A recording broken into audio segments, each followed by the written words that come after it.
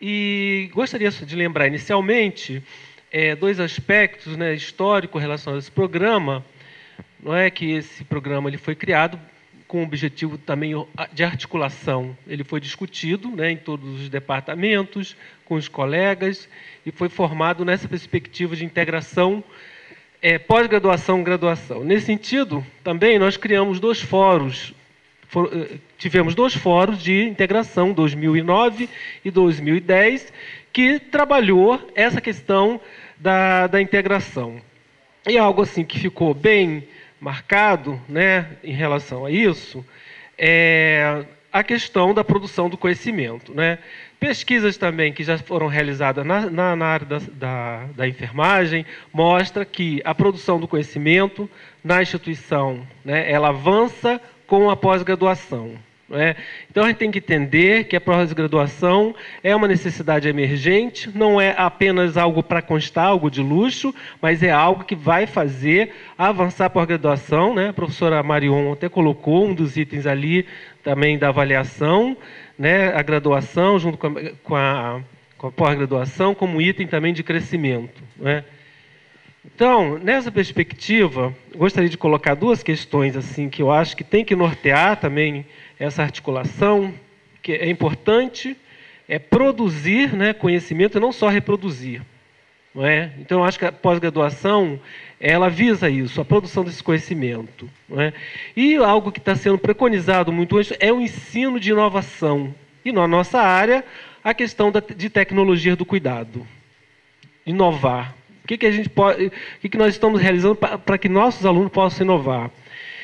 E em relação à avaliação, né, a pós-graduação ela também sofre, ela tem uma avaliação externa, que é da CAPES, e ela tem também uma avaliação interna, que é do próprio programa, atendendo também esses critérios da CAPES e os critérios da universidade. Esses critérios, né, nós já realizamos a nossa primeira coleta CAPES, né, que ele se pauta em cima da proposta do programa, do seu corpo docente, da qualificação do seu corpo docente, né, algo que está se preconizando hoje, que nós ainda não temos pesquisadores, né, no CNPq, né, pesquisadores, além da questão da qualificação da sua produção. O corpo discente, com suas teses e dissertações, né, defender as teses dentro do prazo, e a produção intelectual, que é o produto das pesquisas, né? E a inserção social, que já foi colocado pelos colegas, que é a importância do nosso trabalho de extensão, da articulação com o SUS, esses são os critérios, né? E na nossa primeira avaliação da coleta CAPES, nós conseguimos obter, né, nota bom, né, bom em todos os itens, né, e estamos com a nota 3, e daqui no triênio da CAPES, o curso ele vai sofrer uma avaliação e nós queremos também sair da nota 3 para a nota 4, porque um dos objetivos também da criação do Max, o mestrado acadêmico, é também que ele progrida e na criação do próprio doutorado. Não é? Porque na enfermagem ainda existe necessidade de formar doutores para a produção do conhecimento. E a nossa instituição, eu vejo que ela tem todos os requisitos para isso. A questão não é a operacionalização dessa política. Não é? Então, não tem mais como a gente pensar na graduação sem a pós-graduação acadêmica. O que nós temos que ver agora é o processo também de articulação de operacionalização. Não tem como, já é questão do próprio avançar do conhecimento. E, nesse sentido, tem alguns pontos assim, interessantes que a gente está utilizando. Todos os nossos alunos, bolsistas ou não, ele tem que fazer esse estágio de docência. Esse estágio de docência é realizado na graduação. E outra coisa que nós conseguimos também, do mestrado junto com a graduação, foram 2 vagas de tutoria. Esses alunos tutores, eles são alunos do mestrado, que a gente tem feito a articulação nesse sentido, né? Então, as coisas que nós temos que pensar, que foi colocado nos fóruns anteriores e que também a CAPES preconiza, é o fortalecimento dos núcleos e grupos de pesquisa. E nesses núcleos de pesquisa, eles precisam estar articulados com a linha, com a área de concentração e as linhas de pesquisa do mestrado acadêmico. Isso que estou falando é resultado do segundo fórum. Por quê? Para fortalecer a unidade enquanto órgão de excelência de produção do conhecimento. E nos núcleos existe a articulação dos docentes, dos alunos, professores de graduação e pós-graduação. Então, o núcleo seria esse locus de produção de conhecimento. Então, esse é o nosso desafio, de operacionalizar o que nós já preconizamos anteriormente, para poder melhorar nosso empenho, tanto da graduação quanto da pós-graduação, e buscar um nível de excelência de produção do conhecimento. Isso gostaria de colocar. Muito obrigado pela atenção. Então, gente, acho que agora a gente pode abrir para as perguntas. Se alguém quiser fazer perguntas por escrito, pode encaminhar para os monitores, ou então fazer uso da palavra aqui no microfone, né? Eu acho que os 3 painéis, acho que deu para a gente ter uma impressão geral de como é que está, né, professora Marion, depois de fazer esse comentário, de como é que nós estamos nessa questão da avaliação aqui na escola, né? E eu achei interessante porque a gente mantém a nota 3, né? É a 3 na CAPES, é a 3 no INEP, né? Vamos ver se a gente consegue, cabalístico a gente consegue avançar, né? O 3 nos persegue. Mas, assim, acho que é interessante, acho que eu fiquei sabendo, né, e conhecendo um pouco mais de como é que a gente vem, na verdade, aplicando as coisas que a gente tem discutido, né? E acho que eu fiquei, acho que eu soube, né? Tive mais conhecimento um pouco de como essas coisas vêm acontecendo na graduação, na pós, nos departamentos, né?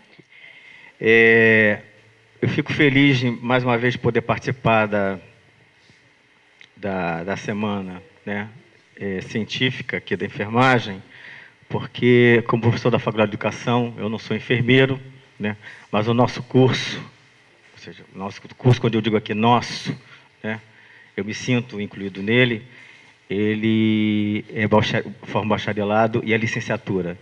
E eu faço parte das disciplinas de cunho pedagógico. E aí queria, de certa forma, eu acho que foi uma mesa extremamente rica, principalmente com a apresentação dos painéis, né, e como a gente vê, ou seja, o que, de certa forma, está ocorrendo pelo Brasil e quais são as impressões. Mas gostaria de me reportar um pouco o que foi colocado com relação à questão com a professora Marion. A gente não pode esquecer, né, que a primeira coisa, eu não sou contra a avaliação da educação superior. Eu acho que ela tem que ser construída, né, coletivamente por funcionários, alunos e professores, seja em nível interno, seja a nível externo. E aí a gente não pode esquecer de localizar, né, em que contexto surge, né, é produzida a avaliação, o que se chama de avaliação da educação superior no Brasil, que vem da época, desde a primeira gestão do governo Fernando Henrique, né, e que o grande mote foi o provão, né, para algumas carreiras, né, e que depois se transforma no ENAD, e que depois se transforma no SINAS, no Sistema Nacional da Educação Superior. Como eu falei, não sou contra a avaliação. Agora, culpabilizar, e aí é uma leitura que eu faço, culpabilizar alunos e culpabilizar professores, falo isso tanto pela enfermagem, como falo isso pela Faculdade de Educação. Porque eu me lembro, porque o curso de Pedagogia foi uma das primeiras licenciaturas que foram avaliadas. E simplesmente os alunos que não estavam entendendo muito bem, nós tentamos fazer uma discussão lá na Faculdade de Educação, né? E os alunos, junto, né, aos DCEs, resolveram o boicote. E aí nós, professores, quando digo nós, eu falo o coletivo, né? Nós caímos do termo, desculpa o termo que eu vou usar, de porrada nos alunos, porque nós achávamos que não devia boicotar, porque isso trazia o conceito e que tinha a questão do ranking, e que o curso... Né? Ou seja, a questão de fundo não era feita, né? É claro que a gente não pode discutir a avaliação pela avaliação, né? Eu tenho que ver, primeiro pensar em que contexto político ela é construída, né? E quais são os elementos que fazem parte dela. Nesse sentido, exemplo, eu pergunto, desde o governo Fernando Henrique até agora, né? Qual tem sido o papel do Estado frente à universidade pública brasileira? Porque quando eu penso em avaliação, eu penso na organização do trabalho pedagógico, nas condições, né, numa infraestrutura. Eu acho fundamental a gente tentar falar isso, porque a gente não fala em um momento nenhum, né? Porque a gente não dá para culpabilizar. Primeiro, crucificar os alunos. E segundo, crucificar os professores. Porque os alunos, se o índice é baixo, foi porque os alunos boicotaram ou porque os alunos não sabem nada, né? Ou se os alunos não sabem nada, é que os professores também não sabem ensinar. Agora, quais são as condições materiais de vida, né, e de condições de trabalho que vivem professores e alunos das universidades públicas, estou me referindo às universidades públicas, nos seus cursos de graduação? Exemplo, as nossas bibliotecas. Posso falar pela Faculdade de Educação. Não tem a bibliografia mais atualizada, né, ou seja, o livro que saiu ontem na editora, né, e a gente sabe muito bem quais são as condições de trabalho que está sendo posto para a gente, né? Que a gente, de certa forma, tem que se utilizar dos nossos livros para emprestar para os nossos alunos. É isso que eu tenho feito, né? Então, acho que a primeira coisa para a gente pensar, ou seja, nessa questão da avaliação, qual é o papel do Estado nisso, né? Lembrando, né, que nós estamos desde há duas décadas dentro da perspectiva de uma política neoliberal, o estabelecimento do Estado mínimo, né? E aí exigindo, se exige do professor, seja do aluno, seja do professor, seja do aluno. Agora não se tem concurso público, não se tem uma série de coisas, né? Não se cria, não se tem uma infraestrutura para dar conta de que os alunos têm realmente um curso, né? E aí com isso a gente já acaba desqualificando o aluno e desqualificando os professores. Não quero dizer com isso que nós não temos problema. Temos problemas sim, tá? Agora, não é simplesmente culpabilizando o fulano ou o ciclano, né? Porque nós temos o quê? Né? Nós temos um poder executivo, né? Nós temos através, né? Nós temos o MEC, né? Temos o Conselho Nacional de Educação, que se a gente não pensa isso de forma articulada, e se a gente não chama os educadores para discutir realmente, como exemplo está acontecendo aqui, né? Mais uma vez eu agradeço estar aqui na escola, né? Com o Mauro, né, com Enéas, com Ana, né, com a Merion, ou seja, questões nossas que a gente precisa, sabe? A gente precisa fazer aqui. Agora, lembrando que nós não somos só isso aqui. Nós somos isso aqui que estamos inseridos num contexto maior. Tá? E acho que essa questão da valorização do aluno, né, ou seja, o que significa também valorizar o aluno, né? E aí eu penso na questão também das próprias condições. Qual a possibilidade hoje que nossos alunos têm de monitoria, de projeto de extensão, de PIBIC, de bolsa de treinamento, uma série de coisas. E um elemento, para terminar, uma coisa que a professora Merion colocou, com relação à questão da produção na graduação. Eu produzo muito na graduação. Eu com o meu grupo, com o GTEPS, Grupo de Estudos sobre Trabalho, Educação e Práticas Educativas em Saúde. Agora, para a gente publicar, professora, é complicado. Eu não posso publicar na ABEM, porque eu não sou associado à ABEM, porque eu não sou enfermeiro.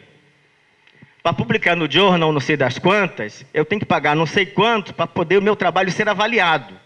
Para eu publicar na REBEM, eu tenho que pagar uma quantia provisória de R$80 para o meu artigo ser avaliado, podendo ser avaliado, ou seja, podendo ser aceite ou não.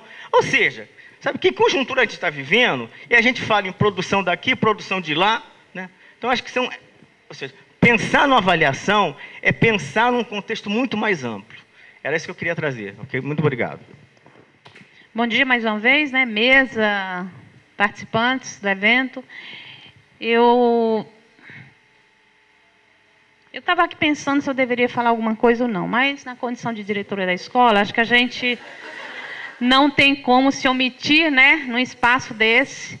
E eu queria, assim, rapidamente tentar ser breve, porque eu acho que o melhor disso tudo é o debate. Eu sei que vocês estão querendo se pronunciar também, talvez fazer alguma pergunta.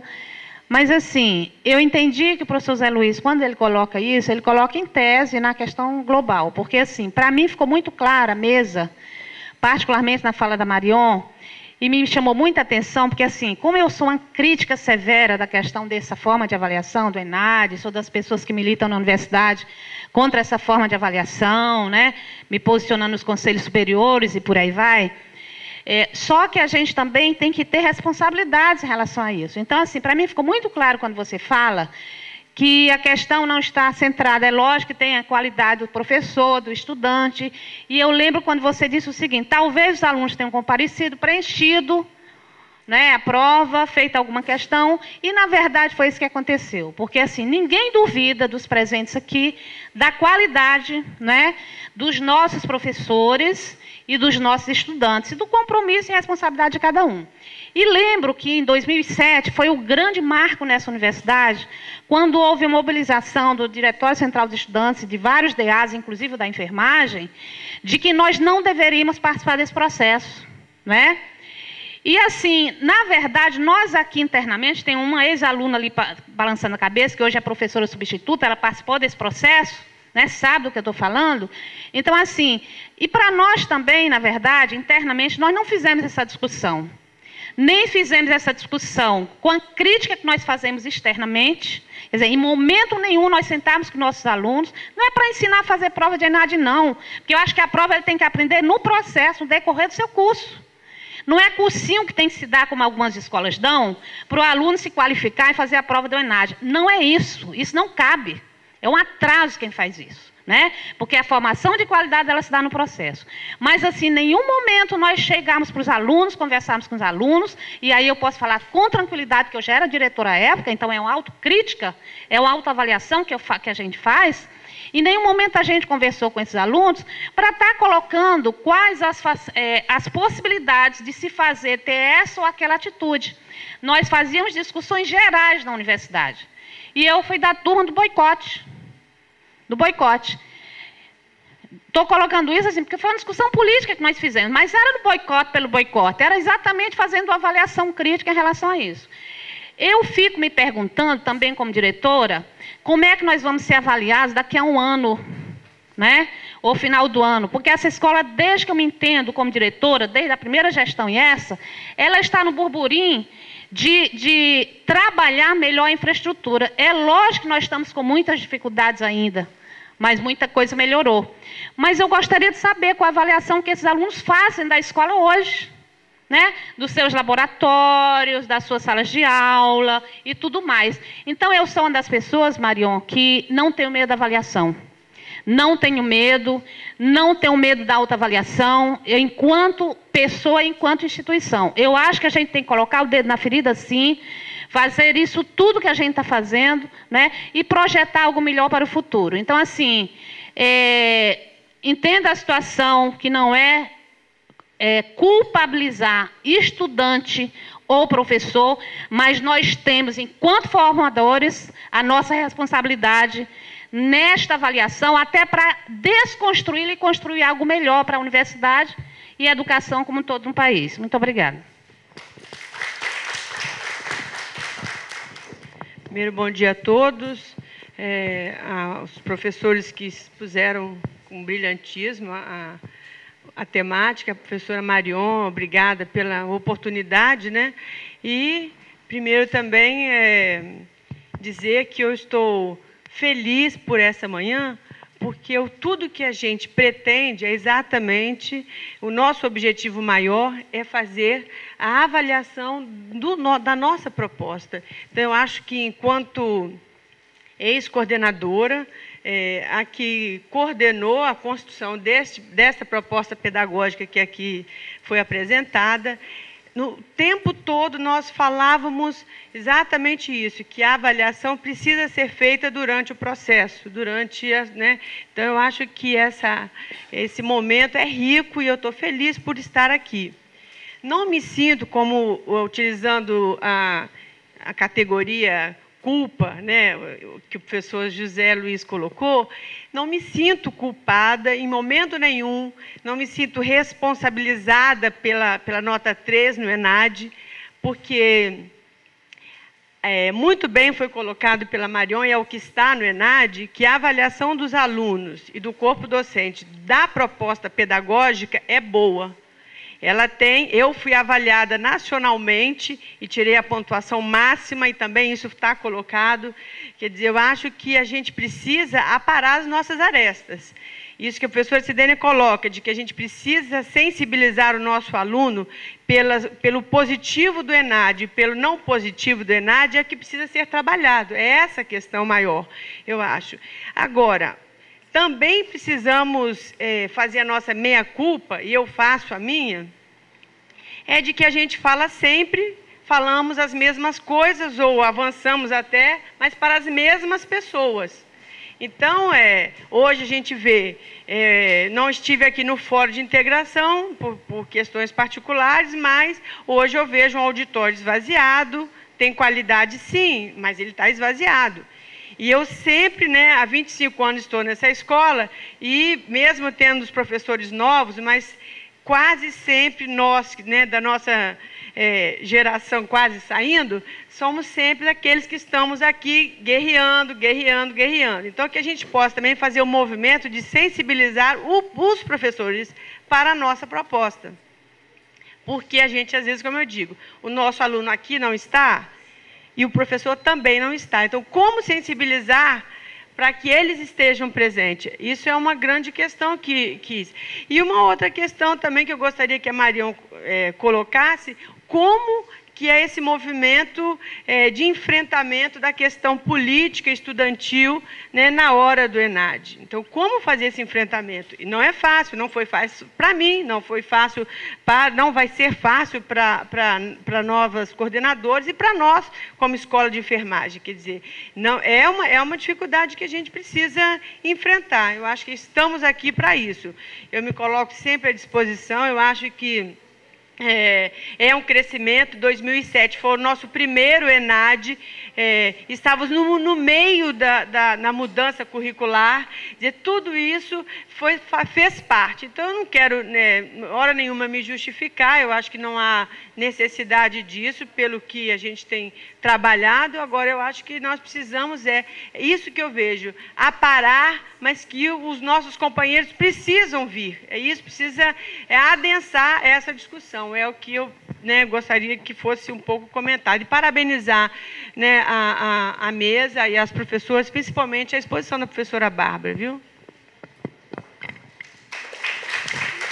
A gente abre para Marion, depois não sei se alguém na mesa quiser falar.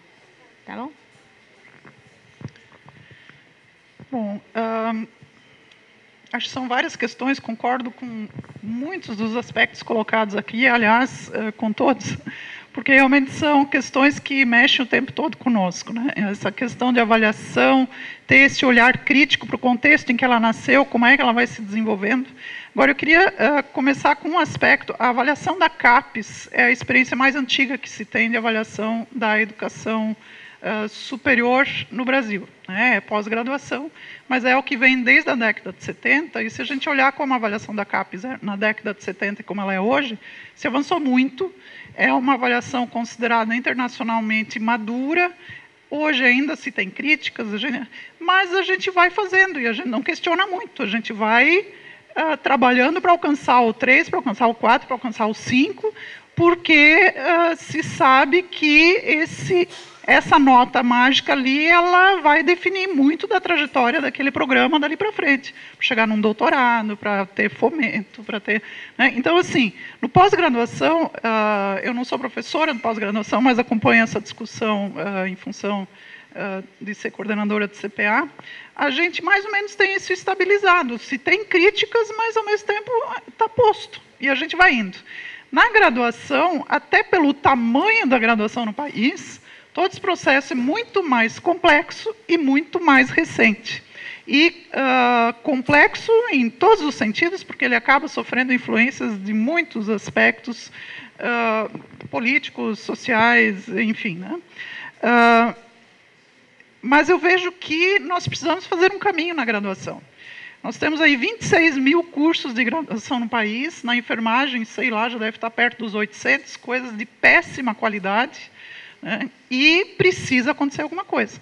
Agora, num país continental, aquela avaliação que a gente imagina que seria a mais a idealizada, né, que é o que a gente teve, a nossa colega Yara Xavier tomando a frente, né, todo aquele processo mais dialógico, formativo, que é a avaliação em loco, que é a troca, né, teve esse estudo que o Mauro apresentou, que vem daquela época, ela é talvez mais próxima do ideal, mas não é factível dentro do processo, quer dizer, não se deu conta.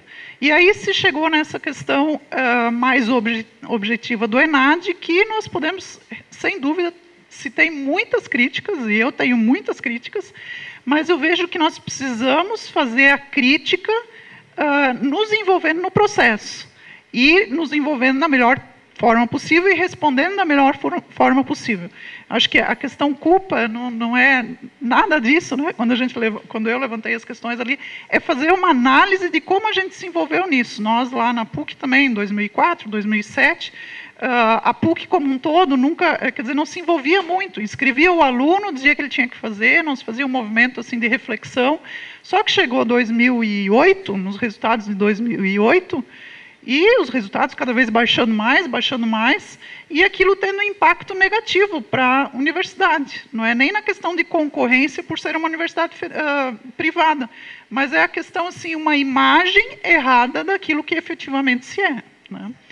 E aí se tomou uma definição, em termos de administração superior, não, alguma coisa diferente precisa ser feita. Foi dos resultados de 2006. E aí, 2007, finalzinho de 2007, fui chamada para a pró-reitoria para começar a pensar esse processo. E era uma daquelas que entendia também a questão do boicote, para que fazer, por que o aluno, porque é horrível a avaliação de um curso estar nas costas, né, ou na responsabilidade de um aluno, enfim, tinha toda aquela lamúria também, mas aí pensamos, não, nós vamos ter que fazer uma reflexão inversa desse processo.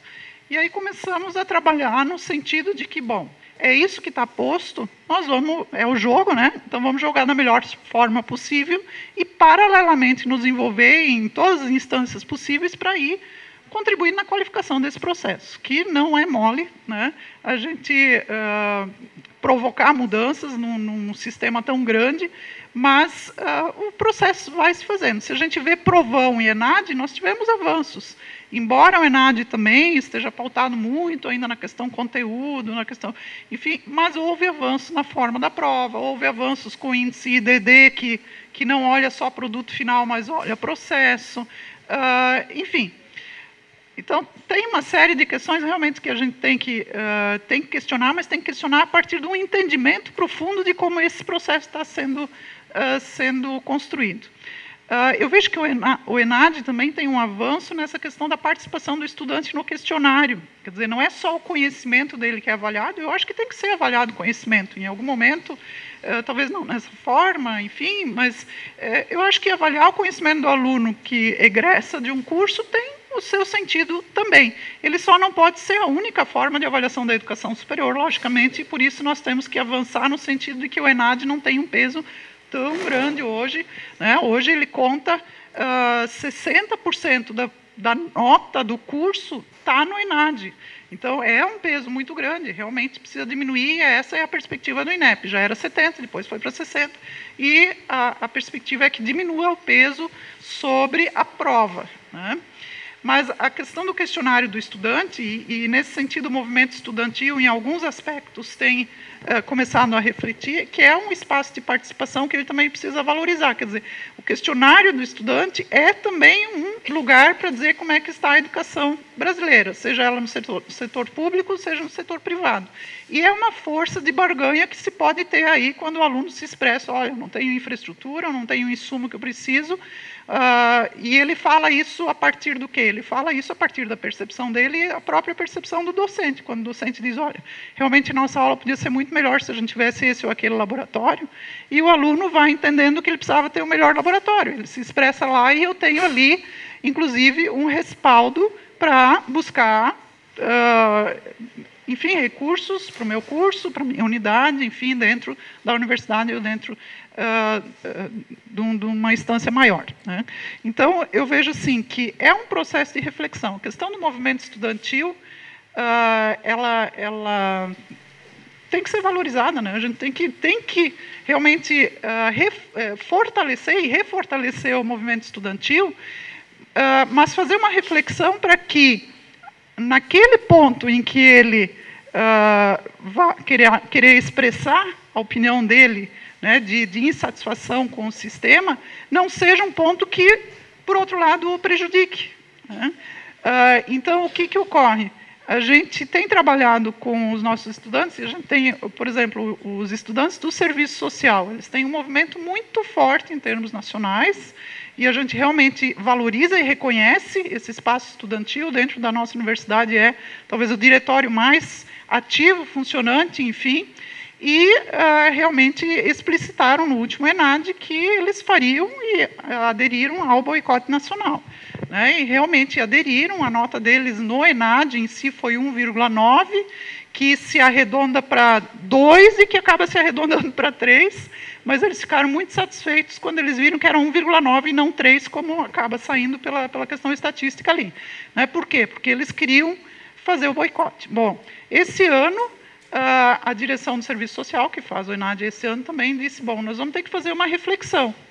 Nós temos aí um pós-graduação que é nota 6, como é que nós vamos ficar com uma graduação nota 2 e 1? Não combina, né? Se eu tenho um pós-graduação forte, eu tenho uma graduação forte também, né? Mas como é que eu vou fazer isso se refletir também no processo de avaliação externa, nos rankings, enfim, que se faz da pós-graduação, se faz da graduação? Não tem muito como fugir disso. Alguns estudos dizem que por mais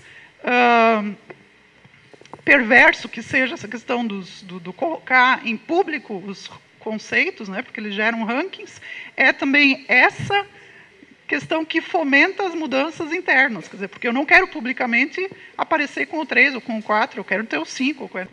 Só para fazer, na verdade, assim, uma síntese, né, do que a gente está discutindo aqui, e eu fiquei pensando, enquanto avaliadora do INEP, esse ano nós temos viajado muito, fazendo avaliações pelo país. A professora Marion sabe que ela também deve ter viajado bastante, igual a mim, e ao professor Mauro e a outros colegas no país. E em todas as situações, ou grande parte dos processos que nós estamos avaliando esse ano, são os processos que ficaram com 2 ou sem conceito, por conta do ENAD. Então, essa é uma questão que a gente tem assim, se debruçado muito em pensar em conjunto com as instituições do país. E uma coisa que a gente tem discutido bastante é com relação à nossa postura, né, enquanto instituição.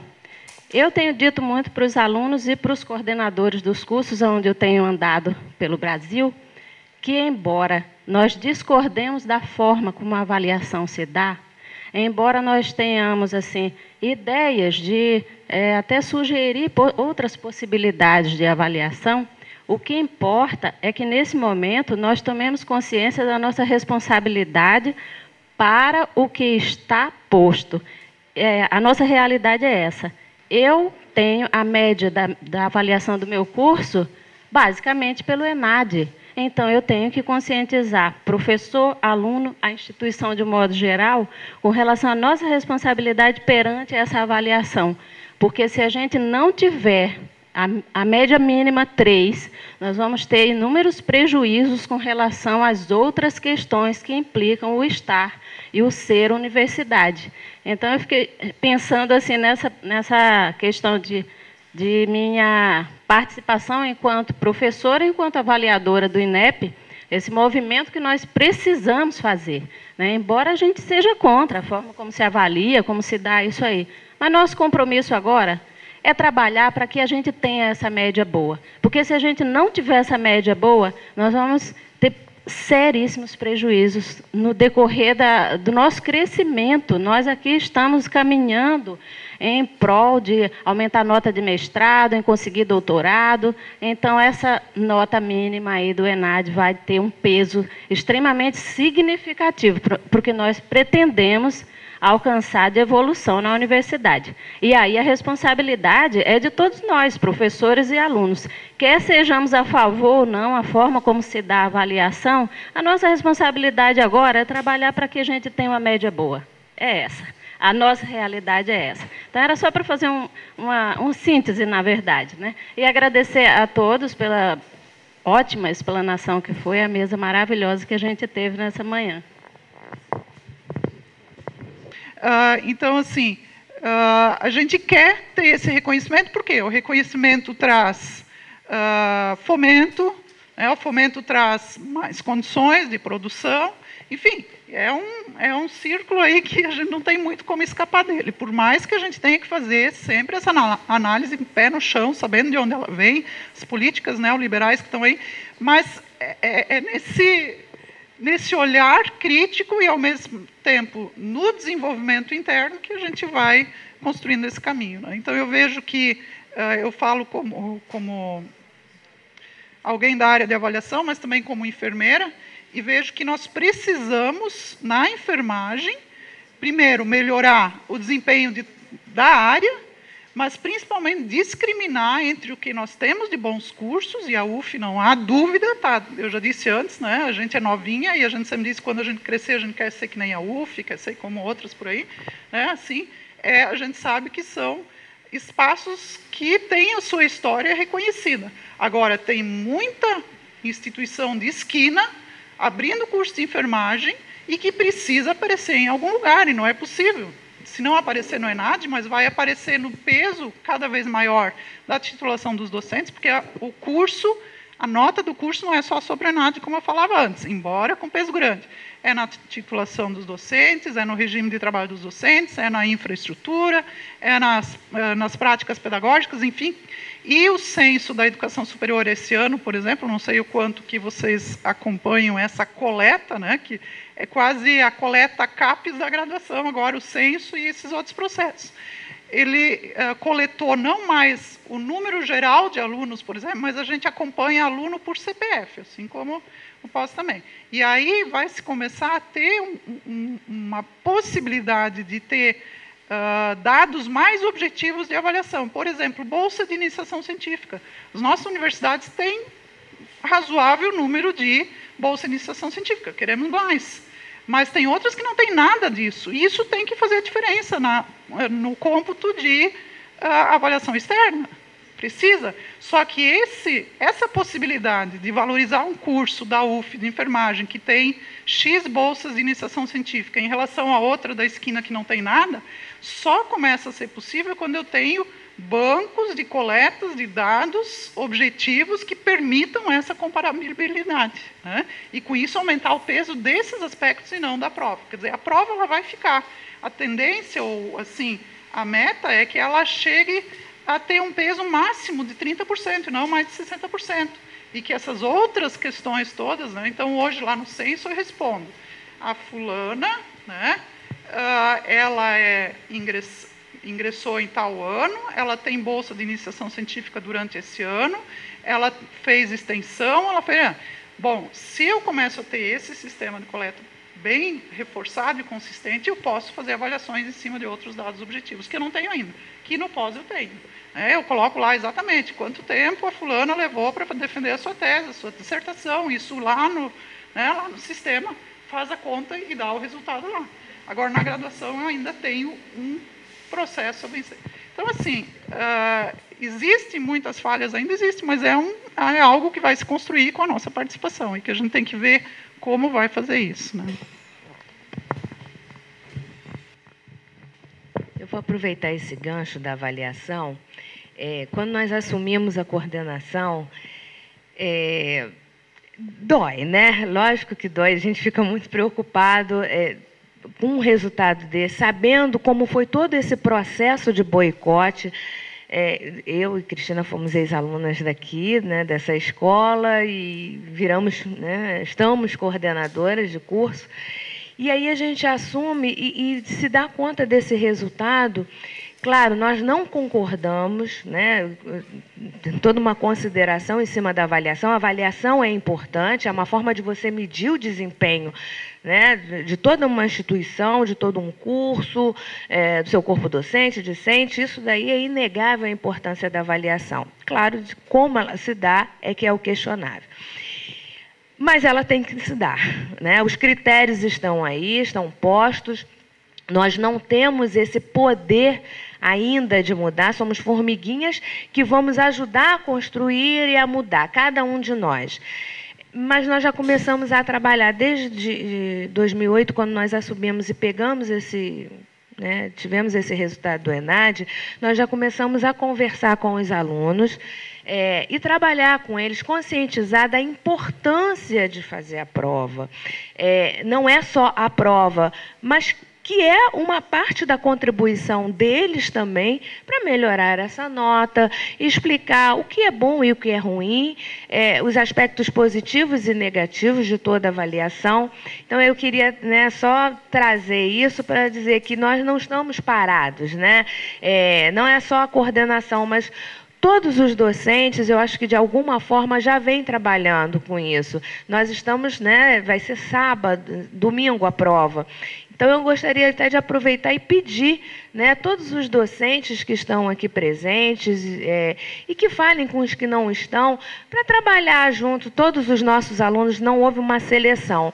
Tá? Então, todos os alunos foram inscritos e todos terão que realizar a prova, para vocês ajudarem a coordenação e estar reforçando isso junto aos alunos. A gente tem reforçado junto aos alunos do primeiro, do segundo, né, porque quando eles foram inscritos, eles ainda eram primeiro período e agora estão no segundo, e os que estão no 8º período e 9º período para fazerem a prova. Tá? Era isso que eu queria falar. Bom, a partir das falas dos colegas aqui, e também das falas que vocês trouxeram agora, eu queria trazer algumas considerações. Bom, primeiro que, quando o Mauro trouxe ali as evidências que foram vistas em cursos 4 e 5, certamente, assim como eu, que não conheço tanto o curso de vocês, mas vocês conhecem, viram que vocês estão entre aqueles ali. Não há dúvida da qualidade dessa, já falei isso e repito, né, dessa universidade, desse curso, dos projetos pedagógicos que, ao longo do tempo, foram implantados. A gente sempre implanta, com certeza, o melhor para aquele momento, só que o momento muda e precisa ir em outro momento. Enfim, outros cenários que nos levam a mudanças, né? Mas não há dúvidas de que é um curso que está entre os cursos com sucesso. E, sendo assim, tem tudo para avançar e se estabelecer e se consolidar como referência na área de produção de conhecimento na enfermagem. Quando o professor Enéas fala a produção de conhecimento para inovar no cuidado, quer dizer, o quanto que nós precisamos contribuir com as inovações no cuidar, seja nas tecnologias leves, nas tecnologias, né, mais interventivas, enfim, mais pesadas, como se fala, mas há que se ter essa busca pelo reconhecimento e pelo... Alguém disse uma vez assim, não basta ser, tem que mostrar que é, né? Não basta ser bom, tem que mostrar que é bom. E, infelizmente, por esses índices, seja da CAPES, seja hoje na graduação, é que a gente reforça aquilo que é, né? E precisamos encontrar, discutindo e entendendo como esse processo acontece, encontrar formas de demonstrar isso. Às vezes são questões até administrativas. Eu trago aqui um exemplo. Nós, na última divulgação dos conceitos dos cursos, né, que, de novo, é o ENAD, é o IDD e outros aspectos, titulação, regime de trabalho, enfim, a gente viu que alguma coisa não estava certa no cômputo dos nossos conceitos no que se referia ao regime de trabalho dos docentes. Nós tínhamos cursos com 5 no ENAD, 5 no IDD e 4 no restante, e fomos ver o que estava acontecendo. Bom, de fato, como universidade privada, a gente não tem 100% dos docentes em tempo integral ou parcial. Mas nós estávamos lá com percentuais muito abaixo de outras que nós sabemos que não tem o percentual de regimes integrais e parciais que nós temos. E fomos verificar que, na nossa forma de informar no censo da educação superior, estávamos equivocados. A gente estava informando o vínculo do professor de regime integral parcial e não informando de acordo com os critérios do INEP. Então, o que aconteceu? Nós nos prejudicamos, inclusive, nesses outros aspectos, por uma informação equivocada. Por quê? Porque um professor que trabalha conosco 20 horas, e dessas 20 horas, 10 horas está na coordenação de um curso, ele é, no vínculo, ele é aurista, mas ele, no critério, é um professor de tempo parcial. E aí, agora, nós revisamos toda essa forma de informação, e certamente vamos ter um desempenho adequado nisso. Podemos até ter ainda na questão do ENAD e DD outras questões, mas naquilo que é objetivo, que de fato nos reflete, também a gente tem que olhar, e às vezes as coordenações de curso, direções de unidade, enfim, até não tem tanta participação nessas informações mais administrativas, que estão lá com o pesquisador institucional, e essas articulações elas precisam acontecer. Já em outros cursos, a gente percebeu, por exemplo, no nosso curso de enfermagem, o IDD foi 3, o ENAD foi 3 também, mas o conceito do curso foi 4. Por quê? Porque estava corretamente informada a titulação dos docentes, o regime de trabalho dos docentes, e como era muito alto o percentual de regimes integrais e de doutores, isso puxou a nota para cima, mas porque a informação foi bem dada. Então, essa articulação das questões também mais administrativas da avaliação é fundamental, porque a avaliação ela começa lá com o cadastro do curso, no EMEC, com todas as informações de projeto pedagógico, enfim, e isso às vezes é subvalorizado pelas instituições e acaba se prejudicando por ali também. Quer dizer, existem aspectos ali que é importante que a gente olhe também. Mas não há dúvida, então, de que esse curso de graduação, esses cursos de pós-graduação, a articulação entre os dois, tem uma contribuição importante a dar para a enfermagem brasileira, para a produção de conhecimento no cuidado. E tem todos os elementos para isso. Não tem que ter qualquer dúvida nesse aspecto, mas é importante que a gente, a partir da continuidade do processo de autoavaliação, como trouxe a professora Bárbara, excelente, trazendo a percepção do aluno, trazendo a percepção do docente, encontrando os nós críticos que são pouquíssimos diante de outras realidades por aí, mas que a gente não pode desvalorizar, porque ao desvalorizar, no próximo momento, eu vou estar com aqueles nós aumentados, maiores e mais difíceis de desamarrar. Então, é fundamental que a gente zele continuamente para isso, para que, de fato, esse esforço histórico que existe nessa escola e nesse curso possa continuar avançando. Uma questão interessante ainda que foi colocada é a questão do currículo velado. Sem dúvida, esse é um aspecto que a gente precisa estar muito atento. A gente tem currículos escritos muito bem fundamentados, principalmente nos cursos que estão dentro de universidades, porque tem toda uma fundamentação, enfim.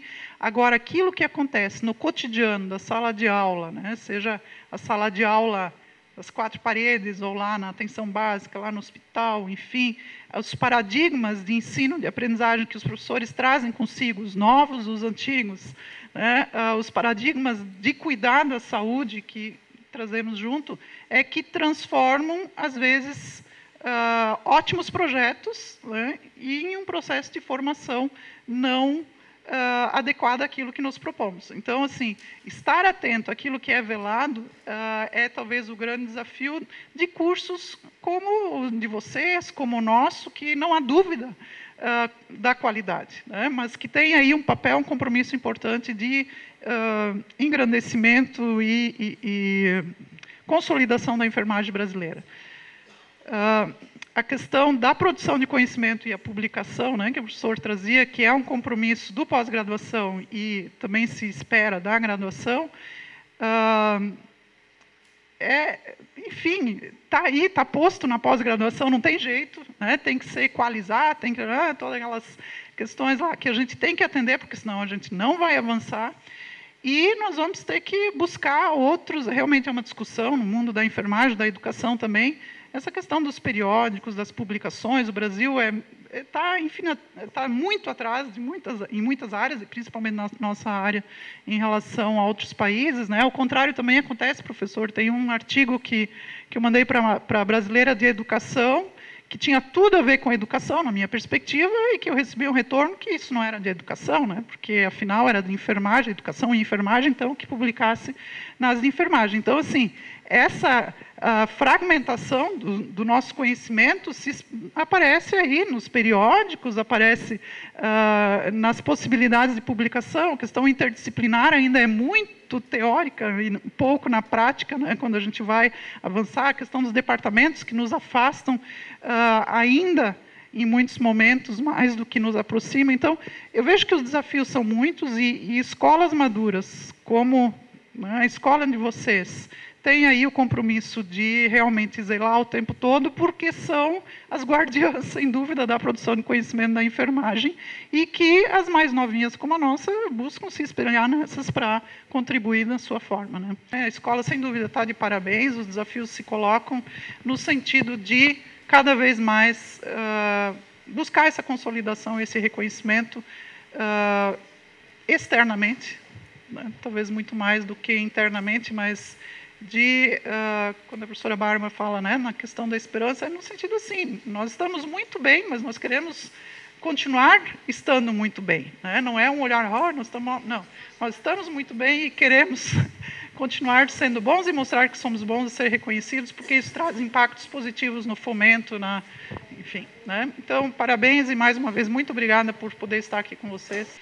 Primeiro, assim, temos poucas pessoas, mas as pessoas que estão aqui são multiplicadoras, então é importante. Chefes de departamento, graduação, pós-graduação, né, componentes da mesa, estudantes. Então, assim, eu acho que a pergunta procede. Marion, lá na conferência, você falou uma coisa que chamou muita atenção. Aliás, sua conferência foi muito boa, né, em todos os sentidos, muito didática, foi fantástica. Mas você falou uma coisa que me chamou assim, muita atenção, e de várias pessoas com as quais eu conversei, que é a seguinte: o docente credenciado, vê se é isso, para pós-graduação, ele dá aula na graduação, na sua realidade. E os alunos fizeram avaliação e fizeram uma comparação de quem é do professor credenciado e do não credenciado. E a pesquisa, aparentemente, o resultado assusta um pouco, mas, para mim, particularmente, não assusta. A gente talvez tenha até a gente tem uma resposta. É lógico que tem que pesquisar, tem que fazer análise dos dados e tal. A minha pergunta pode até ficar no ar. Eu acho que serve para reflexão para todos nós aqui. Não quero receita de bolo, nem podemos, né? Eu acho que é um processo, a gente vai construindo, mas tem uma coisa, assim, que tem incomodado muito, principalmente os gestores dessa casa. E eu lamento. Quanto mais existem, aliás, não é regra, existem as exceções, né? Mas, assim, uma coisa que nos preocupa é o fato, assim, as pessoas se qualificam, são extremamente competentes, né? Mas, de uma certa forma, e as exceções, eu vou colocar nas exceções para não melindrar ninguém. Aliás, com certeza aqui ninguém seria melindrado, mas lá fora pode ser que alguém fique melindrado em relação ao que eu vou falar. E é muita coragem para falar isso, né? Porque talvez a gente pudesse falar isso dentro de uma salinha, mas a gente, como está fazendo uma avaliação da nossa casa, olhando para dentro da gente, a nossa grande preocupação, uma das grandes preocupações é a seguinte: as pessoas se qualificam, fazem doutorado, pós-doutorado, vão para pós, e algumas dessas pessoas não querem mais dar aula na graduação. Não querem dar aula na graduação. Graduação é como se fosse menor, como deveria ser o contrário. Quanto mais você se qualifica, se você tem um potencial maior, se a universidade te deu condições para se qualificar, você tem que trazer esse potencial e fazer essa alimentação, pós-graduação e graduação. Então, assim, alguns não querem trabalhar na graduação e o pior, a grande maioria desses alguns, posso até dar aula teórica, mas a prática eu não quero me envolver. Como é que se trabalha a questão do ensino, pesquisa, extensão, se você não consegue perceber que isso tem que andar engajado, graduação e pós? Então, assim, pode até não responder em função do horário, mas eu acho que fica essa reflexão para todos nós, porque isso é uma realidade nossa. Existem as grandes e honrosas exceções que eu acho que a gente tem que parabenizar, mas existem também casos dessa natureza. Não é uma coisa específica da nossa escola, né? Mas eu acho que a gente também vai precisar colocar o dedo nessa ferida e ver como é que a gente avança nessa questão. Talvez só dizer, professora, que essa incumbência de olhar se havia... Porque o que nós temos desde 2006, um processo institucional de avaliação das disciplinas da graduação, que envolve aquelas dimensões, a organização da disciplina, a ação docente, na perspectiva do aluno, a organização, a ação docente e o aluno se avaliando como é que ele se coloca nessa disciplina para a construção do conhecimento. E, do outro lado, o professor avaliando a organização, a autoavaliação dele na ação docente e olhando para o grupo de alunos que ele tem. E essa avaliação acontece desde 2006, é um sistema informatizado, e em 2008 nós tivemos uma mudança no instrumento, porque ele era muito longo, enfim, e quando o aluno tem que responder a 5 ou 6 instrumentos por semestre, ficava muito pesado, então fizemos um trabalho com auxílio dos estatísticos, de regressão, para ver que questões efetivamente estavam respondendo, e mantivemos um novo instrumento, 2008 para cá. Bom, o que nós temos agora? Nós temos uma história dessa avaliação. Temos um grande banco de dados, né, porque nós temos em torno de 26 mil alunos, e a cada semestre em torno de 12 mil alunos efetivamente respondem, porque não é obrigatório, é adesão espontânea, respondem, e a gente tem aí uma imensidão de dados. O que nós fizemos agora? E os professores, claro, a gente sempre sabe que tem resistência à avaliação, e a grande preocupação é que essa avaliação pudesse gerar demissões, gerar não sei o quê, aqueles fantasmas que tem. Mas não, desde o início a proposta é formativa. Bom, o que nós vamos... Agora nós temos uma história, portanto, nós podemos olhar para a história desse processo e olhar como é que se comportou essa avaliação, né? E o que nós pegamos, então? Para esse indicador especificamente, nós olhamos assim, qual era o grau de satisfação com a disciplina e com a ação docente do aluno, e pegamos o dado da titulação do professor naquela disciplina para fazer esse estudo. Quer dizer, o aluno responde a disciplina, ele não tem uma pergunta, o que ele acha dos professores doutores, mestres, não é isso, né? Nós pegamos a média ao longo dos 5 semestres e a titulação dos docentes. É claro que essa avaliação eu consigo fazer melhor se eu tenho, naquelas disciplinas onde eu tenho um professor, que no caso das nossas é mais difícil, porque a gente compartilha sempre com muitos professores a disciplina. Bom, daí o estatístico pegou também onde eu tenho um doutor, onde eu tenho 2 doutores, onde eu tenho 3, e categorizou aquelas disciplinas. E aí nós identificamos isso, né? Que em alguns cursos a gente... Aí credenciado, né? Essa era a outra categoria. E uma preocupação que vinha do pró-reitor de pós e da pró-reitora de graduação era isso. Nós temos os nossos professores, nós temos um investimento altíssimo na pesquisa na pós-graduação, a PUC do Rio Grande do Sul, logo depois da PUC-Rio, tem os melhores conceitos da CAPES, entre todas as universidades no Brasil, está entre as primeiras 10 ou 12, não sei mais. Enfim, está lá na ponta da pesquisa e da pós-graduação. Agora, que impacto efetivamente isso tem na qualidade da graduação? Então, quando a atual gestão assumiu em 2004, eu acho, tinha muito professor que estava só no pós e não dava aula na graduação. E por isso, e que não é só lá, não é só aqui, é geral na Universidade Brasileira. E aí se fez toda uma outra regra, não existe professor credenciado que não dê aula pelo menos 2 horas semanais na graduação, com o intuito de que toda aquela produção de conhecimento contribua para a formação dos novos profissionais, seja em qual área for. Bom, e aí a pergunta seguinte é essa. Está acontecendo essa contribuição? Como é que ela ocorre? Né? E aí nós tivemos agora, claro, a gente está trabalhando com cada direção, com cada equipe diretiva por unidade, analisando pesquisa. Até já está numa política assim, que alguns pesquisadores, em algumas áreas de ponta, serão efetivamente pesquisadores e não docentes, talvez nem na pós, porque às vezes nem na pós tem... O que vai se fazer agora? Está se implantando agora a avaliação de disciplinas da pós-graduação dentro da mesma metodologia da graduação, para também olhar essa diferença. Bom, ele é bem avaliado na pós-graduação, então possivelmente ele é bem avaliado na graduação. Se ele é mal avaliado na graduação, pode ser que na pós-graduação, só que ali nunca se tocou nisso, né? Porque o pesquisador ser avaliado por aluno mesmo de pós-graduação, ele não se permite muitas vezes. Né? E aí orientações, meia boca e coisa assim, que a gente agora vai ter que olhar, porque não é possível, né, que a gente tenha todo esse investimento e tenha pessoas ali não comprometidas com a formação. Nosso pró-reitor de pós sempre diz isso. Gente, a finalidade primeiro é a formação de pessoas. Né? Então, assim, seja no mestrado, no doutorado, né, ou seja lá na graduação. E no lato sensu também, mas, enfim, olhando esses dois focos. Mas é caminho a se percorrer que a gente, com muita sensibilidade e cuidado, tem que trabalhar na instituição, porque a gente pode ser injusto, tem que cuidar para não ser injusto, não pode generalizar, né? E a questão é sempre formativa, não punitiva. E nós olhamos, por exemplo, na avaliação de disciplinas da graduação, nós tentamos pensar do conjunto, porque eu olho o institucional sempre, né? E depois trabalho por unidades. Nós tentamos pensar aquelas turmas nas disciplinas em que, ao longo de 5 semestres, eu tive o mesmo professor ou o mesmo grupo de professores, e olhei aquelas disciplinas avaliadas abaixo de 3,5, lá um corte que a gente fez por uma análise, e acima de 4,5, porque é de 1 a 5. Né? Para quê? Não para identificar, esses professores 5 semestres foram avaliados com abaixo de 3,5. Não, não é isso.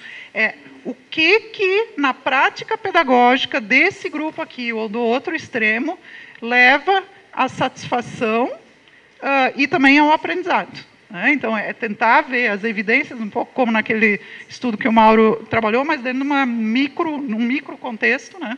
Para que a gente possa avançar em termos de práticas pedagógicas no contexto de hoje, seja eles na graduação e agora no pós-graduação também, que foi 1 ano de sensibilização para a construção do instrumento, para a implantação agora do piloto, para depois...